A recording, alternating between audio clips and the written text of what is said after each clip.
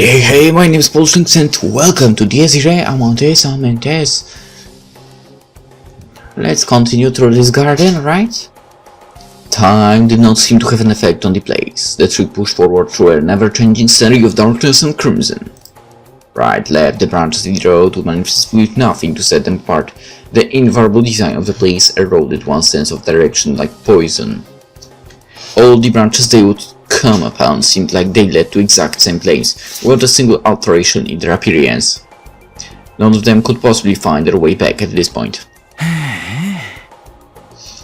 However, the more Shiro looked at it, the more perplexing it appeared.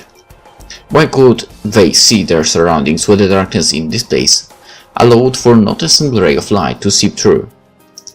It wasn't like the roses emitted light, it felt more like they were looking at the world through a crimson filter. But it didn't block out anything from their vision. They saw the scenery darkness as if it was completely natural. Was this how darkness looked in the eyes of this world's creator? Or was this phenomenon related to the fact they no longer possessed physical bodies? That answer didn't feel any less disconcerting, so Shiro decided to just cut those thoughts short. The humidity grew worse with every step.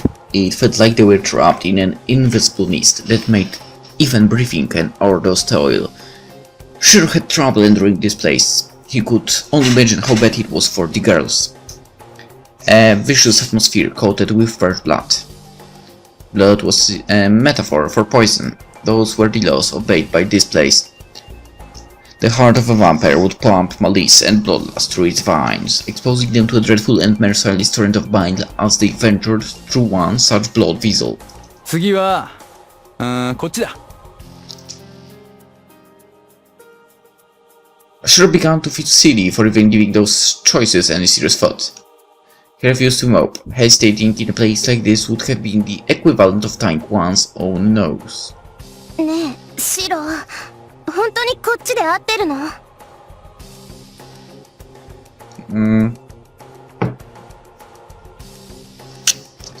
Of course it is. 3人でなっても結局どれか選ぶしかないだろ。そりゃそうなんだけどさ。 There she goes again. They had neither maps nor signs to help them. As such, a random choice was no different from a carefully planned one.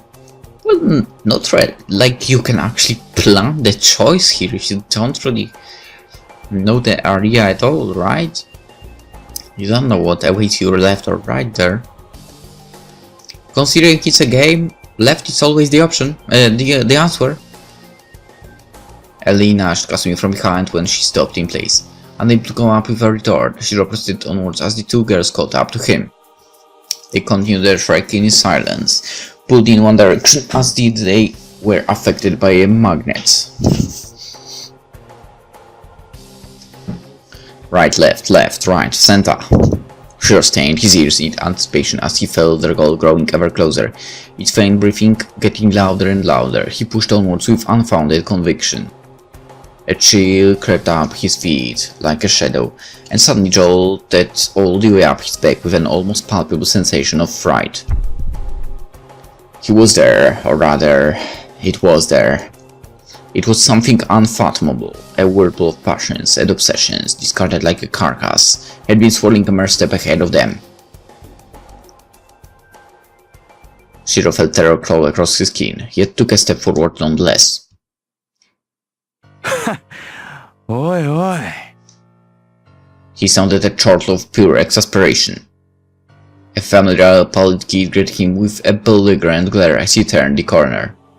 Shiro surveyed the changed scenery, understanding exactly what was going on. The olfactory landscape shifted as well, the festering scent of roses giving way to the smell of a decrepit back alley.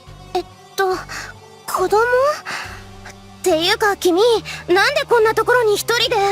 Okay, Kasumi, can you stop here? ちょい待ち、かすみちゃん。それ以上近寄らない方がいい。 Exactly. Seriously, you don't get the idea? Ellie stopped Kasumi with a rigid voice as the latter was about to run up to the child, overcome by her natural tendency to meddle in other people's affairs, which is freaking annoying, if you ask me, when people do that. Shiro signaled for the two to stay back and took an uncurbed step towards the child. If his suspicions proved correct, the boy was not something Kasumi could have handled. よう坊主、こんなとこで何してる？ The boy produced no reaction, but the bloodlust emanating from him did little to veil his obvious hostility towards Shiro and the others. A ferocious glare warped by savagery, boundless and indiscriminate animosity. Shiro nearly forgot his own situation, aided by the sheer potency of an emotion that could not possibly belong to someone of such tender years. The way the kid unveiled his fangs like a beast overlapped with Shiro's recollection of the man, so he'd been a vampire since those days. 食い足りねえ。はあ、つまんねえ。 A voice of dissatisfaction, like a curse, escaped the kid's lips. The emotion it unveiled was that of a starving beast. どいつもこいつも。んだよ、生きがるのは最初だけか。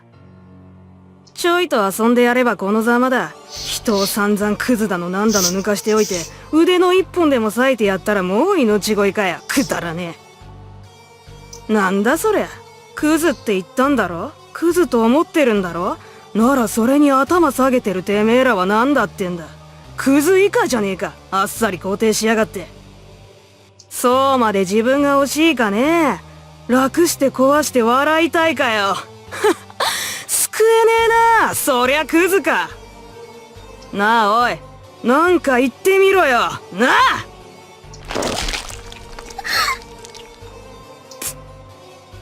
Upon closer inspection, the girls realized the floor was littered with corpses, all broken in the most gruesome ways. Some had their necks and lips sticking out at unnatural angles like broken toys, and how the hell did they not notice that before? Some had their spines savagely crushed. Some had their severed heads stuffed into holes in their abdomens. About 7 people in total.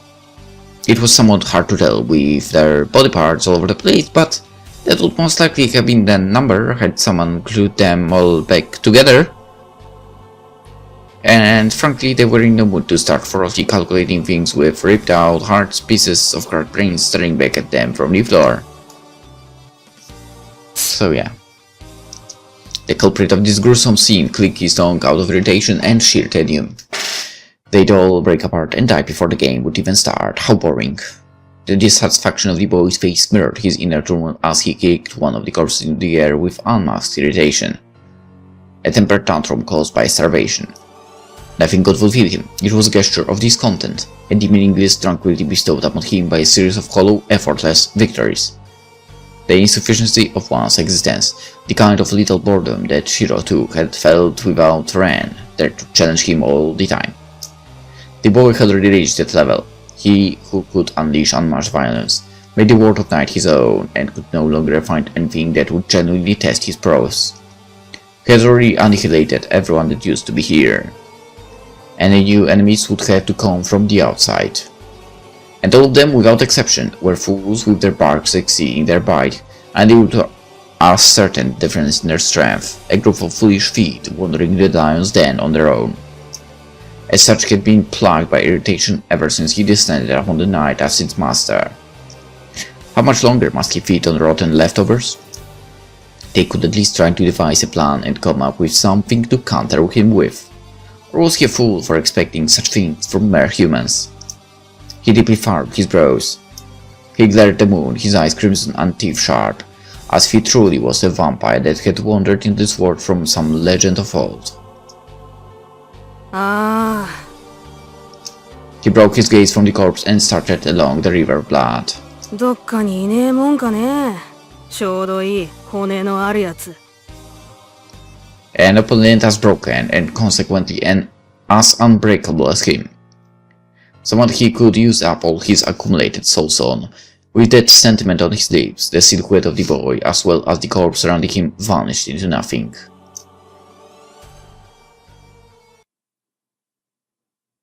何よ。何なの今の。Ignoring Kasumi's trembling voice, Shiro gave Eddie an eye sign now. There was no time to explain, and the truth would only cause her to panic more. 行くぞ。 Shiro resumed the search with renewed caution as Eddie calmed Kasumi down behind him. Contrary to the abnormality of the situation, there had been vigor in his steps. The earlier scene made sense to Shiro, helping him better understand the laws governing this place. It was in no way surprising. It made all sense in the world for scenes like this to play out within Wilhelm's belly. Blood carried all the information of one's body. Nutrients, oxygen. Its job was to supply the whole body, answering the call of every single cell within it. As such, it was an integrated circuit processing even more information on processing than the brain. Consequently, it was hardly surprising for things once consciously forgotten to be replayed in this place. Peeking into Wilhelm's memories, they saw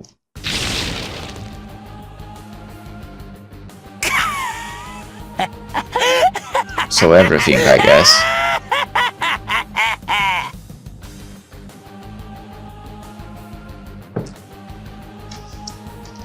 The details of his complete departure from humanity. There was no way they could have avoided running the scene of familial carnage that served as one of the core pillars supporting Wilhelm's origins.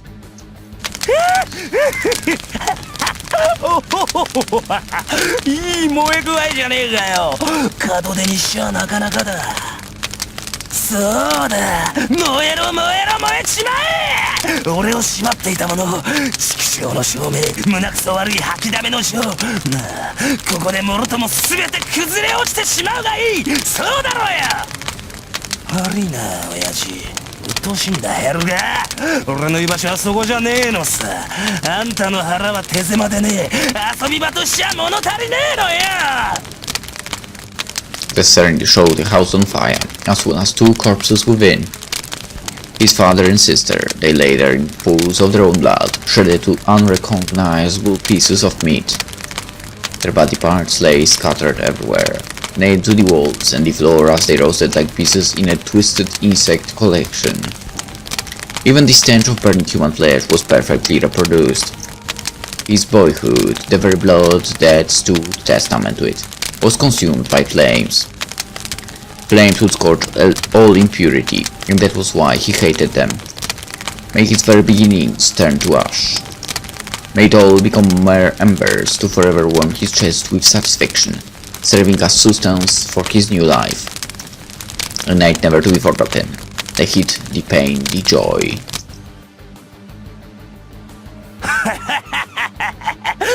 The annoying laughter. That was one of the very few occurrences that filled Wilhelm Ehrenburg's heart with satisfaction. The night trembled with the echo of his cackle as the boy made his first step into the supernatural. よくやる。 Kasumi covered her mouth and fell to her knees with a whimper. Her face turned pale as a ghost, and it took all her effort not to puke from the dreadful sight.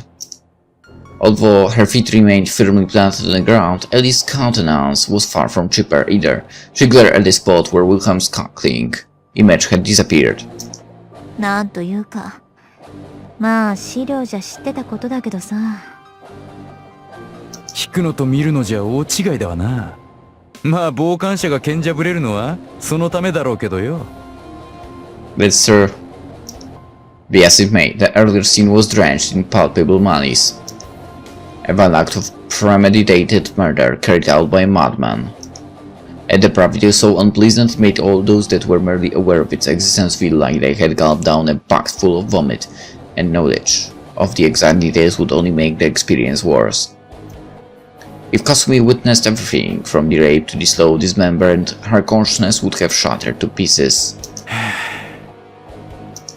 Aside from that, there was another kind of vision that arose in Shiro's chest.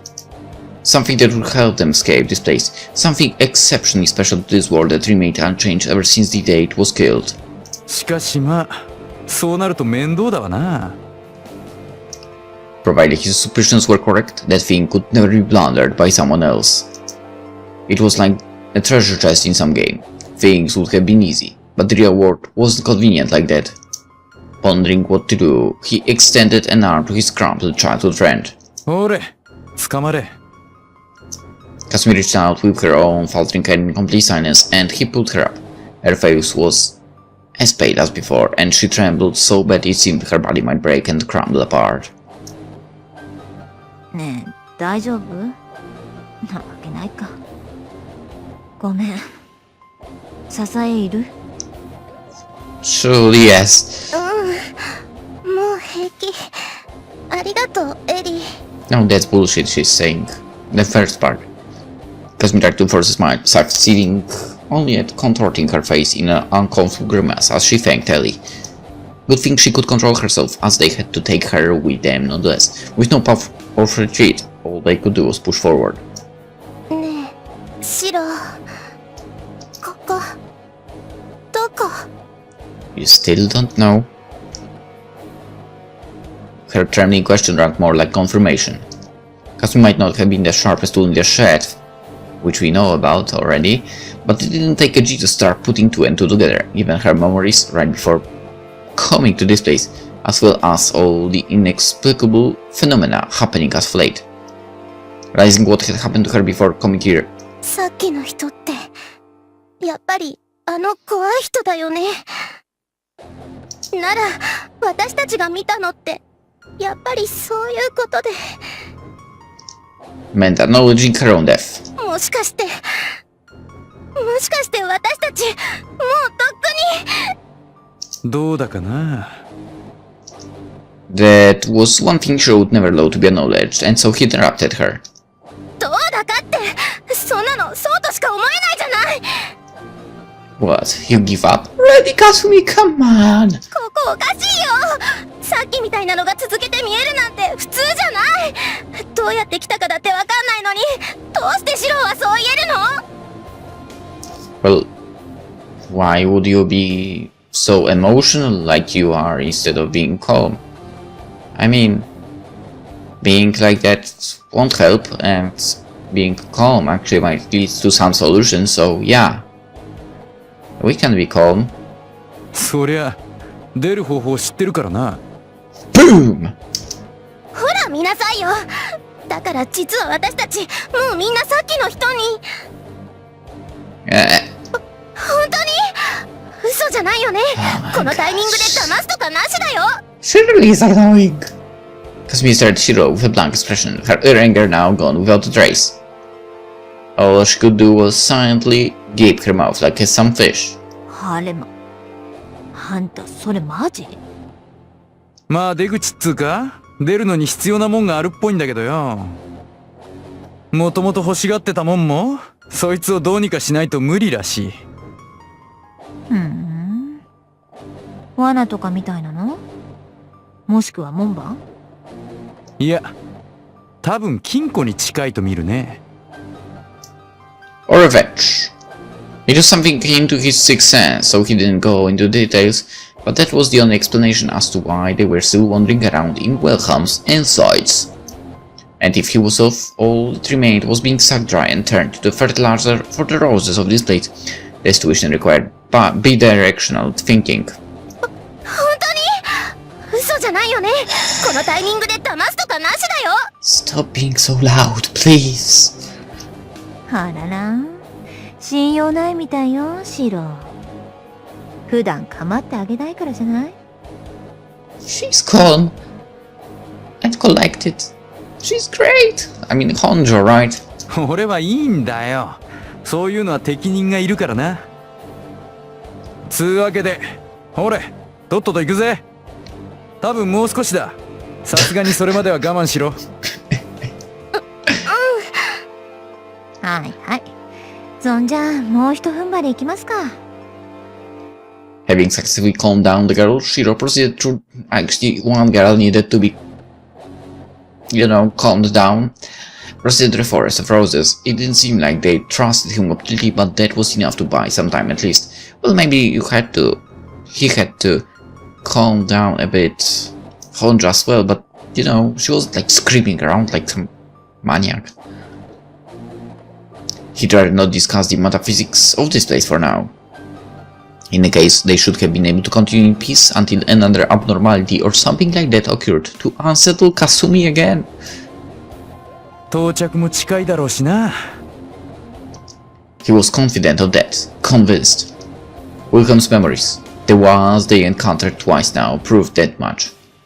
They also coincided with what the disembodied voice had taught him, allowing Shiro to grasp the details of the situation. Next would be the last. Stop. Probably.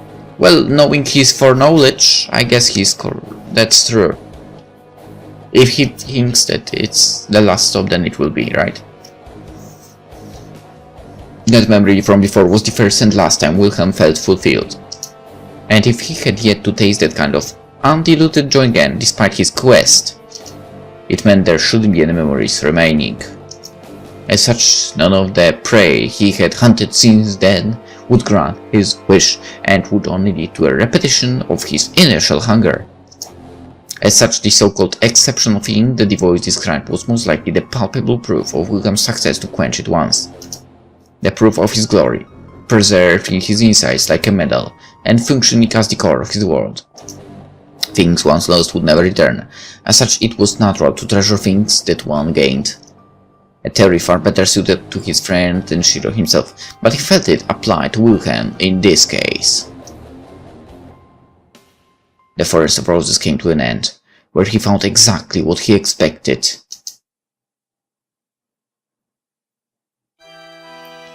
Oh, I remember this actually. It was also well shown in the anime, in the episode 0. That way, the fountain and such. An exquisite fountain, its symmetrical basin filled to the brim with roses. Fresh blood poured from it in an almost dazzling display. The rose filling the basin seemed to live off the blood. They all looked nearly artificial in their excellence, throbbing as they devoured the vitae around them. ここって This is the place the two have met, right? バラ園。それも、なんて希望。They glanced around the bizarre yet overwhelming place. It was magnificent, even gorgeous in a way, yet any sane mind would nonetheless label it as hideous. At this point, all the roses had a festering scent of copper to them. Sure, taking only light breaths to avoid infecting his lungs with the dreadful thing, drew closer to the fountain as if spellbound. Yes, it was there. The most important existence in constituting Wilhelm's world. あら、お兄さん、誰？ What the hell? That's not what I expected. Who the hell are you? He came all this way to have conversation with this girl, upon whom the blood of the fountain incessantly rained. あんたの弟。いや、息子か。ともかく、あいつの知り合いだ。よろしくな、お姉さん。He concentrated all of his faculties on analyzing the situation as he carried on the conversation. And now came to the difficult part. A bet he couldn't afford to lose. He had to guide his hands to victory no matter what. まあ、あの子のお友達なの？嬉しいわ。ビルにもお友達ができたなんて。あ、ごめんなさいね。お花の世話の最中で。私ったら全然おもてなしもできてないわ。立ち話なんだ。別段気にしてねえさ。それより、花の世話って言ったな。あんた、ここに来て長いのか？ええ。あの子に愛されてから、ずっと。Huh? She gave her a euphoric smile, visibly proud of her gorgeous abode. Actually, I like the voice. Almost as if she herself was one of its many blooming roses. シロ、なんかこの人。Kasumi, please, right now you should actually shut the hell up. Shiro motioned Kasumi to keep silent. He knew what she had meant by now was hardly the time to be discussing that. Even a complete dumbbell could have realized that the girl had a few screws loose. Her frail smile resembled an artificial flower, while her eyes were vacuous, unable to fixate on a single point. 愛しているし、愛されたの。やっとなのよ。もうビルったら奥手でね。ずっと私を抱いてくれなかったの。Wow. Vater never waited that long. She continued, her cheeks flushing, her eyes melting as if spellbound by a dream. そしてあの子を産んだのにね。私の大切なウィルヘルム。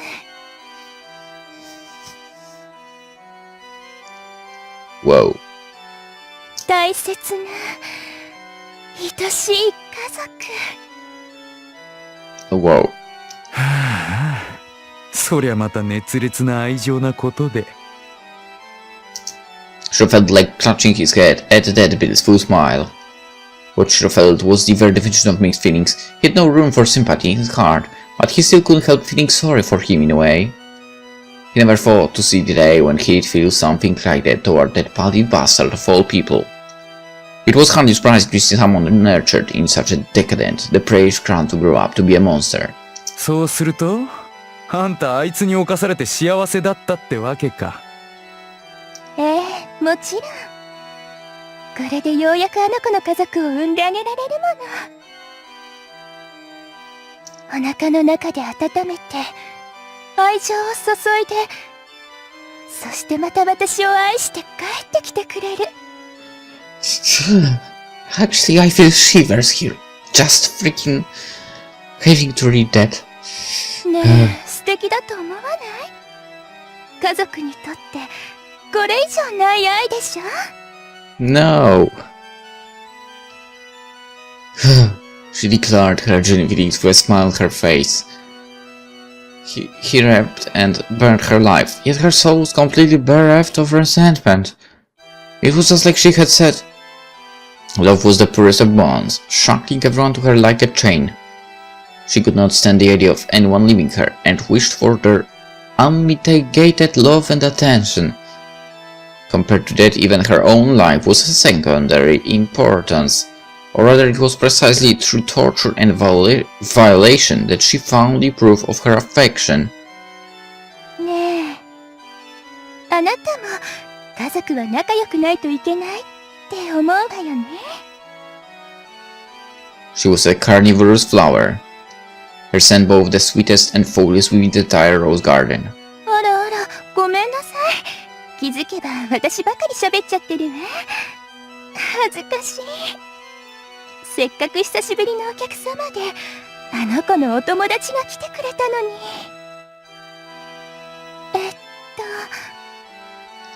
ゆさしろ。あんたは？ He answered the woman's stagnant eyes, murky as congealed blood, while taking a step back. But she did not mind. ヘルガエーレンブルグよ。よろしくね、お客様。I don't know why, but in Poland, when you hear the name Helga, you basically imagine a really fat, very, very fat woman. And this is not a representation of that person. I don't know what's wrong with Poland if that's... Well, actually... Maybe imagining Helga as a fat person is better than imagining Helga the way it is presented here. So yeah. With a smile crimson as freshly split blood, she finally confessed to being that broken cadaver from the vision they had seen earlier. Hansen cry, ki alai, in the white Hey, we don't have time for that.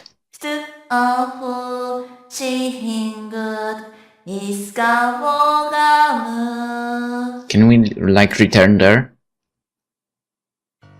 God damn it. A song reverberated across the empty square below the tower. A beautiful angelic tune, yet with no listeners present, it vanished emptily into the nether. No matter how joyful a song it was, in a town devoid of all living beings, it sounded more like a requiem.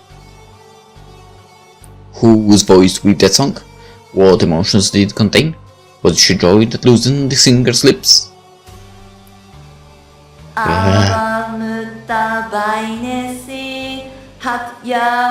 Cover that eye, dude. Hello, girl. Girl. sang Little Hans, the old folk song from the Netherlands, or was that a boy, or some other thing entirely? His long silver hair danced in the wind as he followed the rhythm of the woods with a series of light, coordinated steps. But his eyes gazed, actually I probably, gazed far into the distance to a place entirely different from where he was.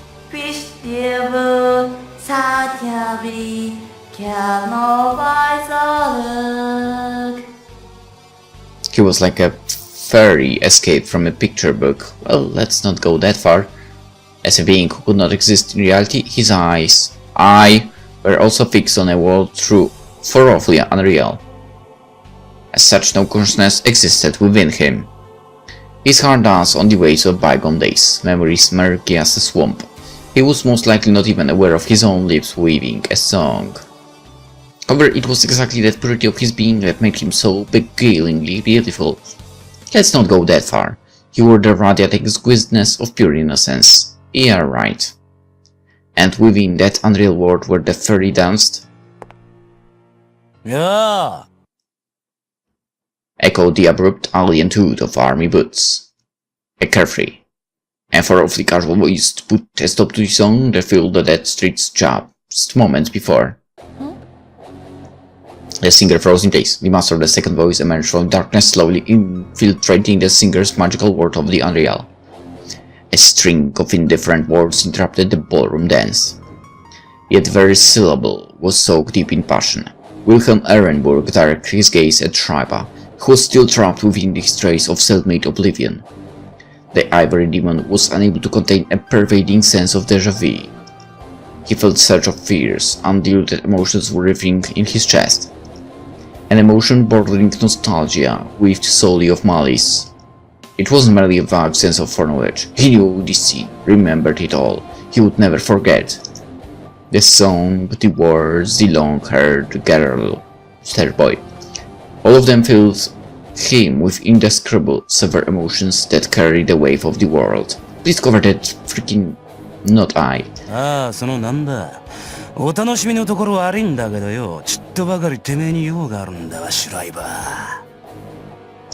His voice trembled with more excess enthusiasm. It was more or less the second time those words had left his lips, yet he still had trouble managing their timbre.